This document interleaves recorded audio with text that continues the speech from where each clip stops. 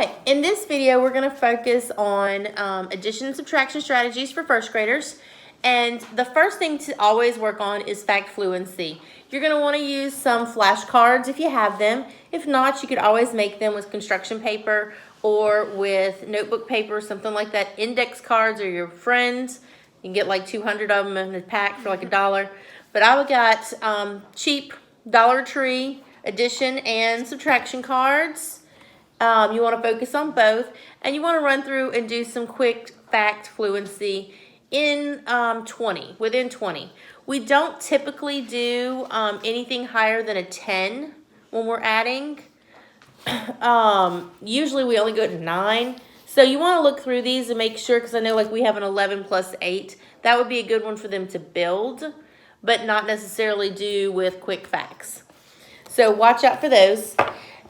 So run through quick math facts if you have them. If you don't, make some, but they're great cards to use. We're going to use some cards to help us with doing addition and building, working on some of our strategies. Counting on, counting back. I'm looking for a good card that I can do. Oh, this one's good. All right, so let's say I have 5 plus 8. And the student wants to work on building 5 plus 8.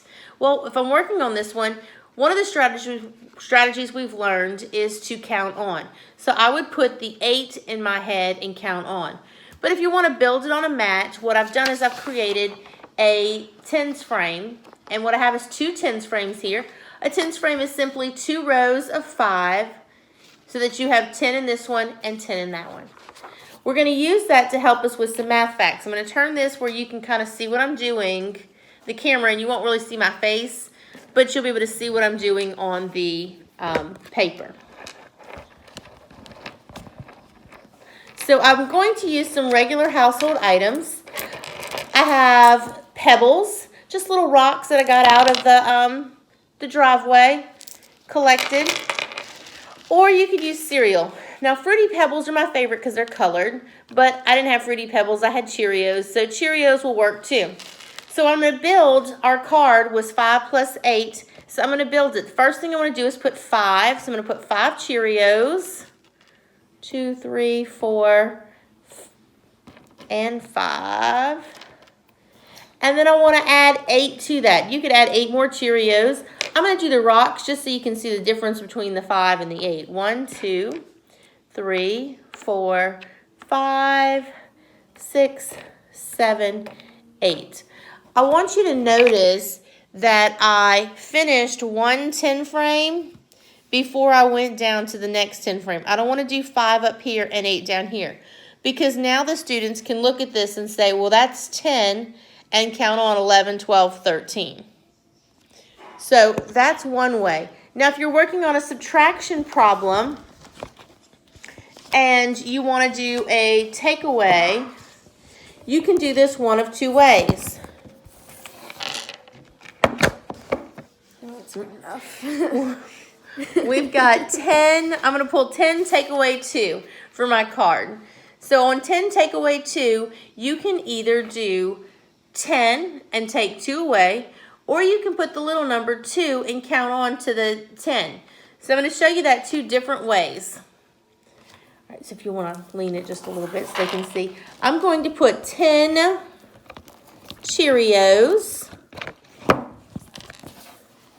on my 10 frame. So I have 10 Cheerios, and I'm going to take 2 away so that I can see that I have 8 left. So I can do 10, take away 2 like that. Or I can start with 2 Cheerios, and I'm going to use the rock so I can see what my other number is. And I'm going to count on with my rocks 2, 3, till I get to 10. 4, So I want to make sure I fill in 10 of these. 7, and 8. And then I'll have to count how many rocks I have, and I can know that that's 5, 6, 7, 8. So that there are 8 rocks. And I'm going to bring this a little closer. You can see how it kind of looks on my paper with 2 Cheerios and 8 rocks. So I know that 10 take away 2 is 8. All right.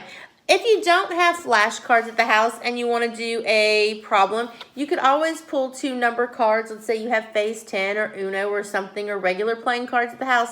You could always pull 2 numbers. Have them add them, have them subtract them, use some counters if they need help counting it out, and see what you can do. Now, one of the other things that first graders work on is adding 3 numbers. Now, we do stay within 20 when we add, so you want to watch that you've pulled out all of your big cards when you do this. So I'm going to pull out 3 cards to add. So I have a 4, a 5, and an 8. So when you're adding these, we usually have the students use 3 different colored crayons to draw this out. You can do that if you have 3 different items to use as counters. You could have them draw it out on a piece of paper or construction paper or something like that. You could even go outside and use sidewalk chalk and draw with your numbers. You draw a 10 frame right on the sidewalk, and they could use different colored chalks to fill in the numbers. So what I would do here is I would add each number. I would put my 8 down. 1, 2, 3, 4, 5, 6, 7, 8. So I have 8 rocks. Then I'm going to go with my 5. I'm going to do 5 Cheerios. 1, 2, 3, 4, 5 Cheerios. And then I'm going to go back with 4 more rocks, just so that they're kind of separated. 1, 2, 3, 4. So I'm going to let you see kind of what I did on my paper here. So I started with my rocks, did 8 rocks, then I did 5 Cheerios, and then I did 4 more rocks. So that the students can now count easily, that they can see, well, that's 10, and 5 is 15, 16, 17. And they've learned those strategies that they can count this as 10 and don't need to count them individually when they're in a tens frame. And that one row of them is 5. So they shouldn't have to count 1, 2, 3, 4, 5 in a 10 frame. They should be able to look at one row and say that's 5. We've also worked on skip counting, going 5, 10, 15, and then 16, 17 to add on to get that. So different strategies, different things you can do to work on addition and subtraction facts. You also want to try and use some word problems that are meaningful to the student. Might have something to do with your groceries or something you're making, something you see outside. It might be birds or squirrels or acorns or something that's going on in their lives and that they can relate to at this time. Thank you again for watching, and I hope this helps with some math strategies for your first graders.